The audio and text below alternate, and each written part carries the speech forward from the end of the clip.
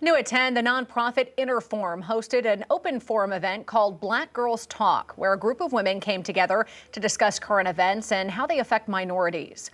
5 News reporter Rachel Williams tells us what they talked about. Rachel? Erica, this meeting in downtown Springdale was a safe place where a couple dozen women talked about issues like the overturning of Roe versus Wade and what we can do in our community to support one another and offer resources.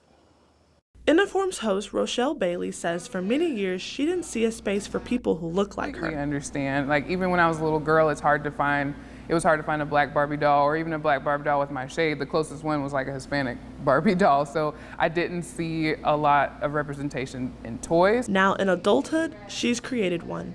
Thursday's conversation centered around the impact of the Supreme Court's historic decision. There are plenty of spaces where people are discussing, for example, Roe versus Wade, but sometimes black women don't feel comfortable in those spaces because we're outnumbered. With the reversal of Roe versus Wade, minority women are affected the most because of high maternal mortality rates and lack of health care. Recent CDC data shows that U.S. black women are 3 times more likely to die from pregnancy-related complications.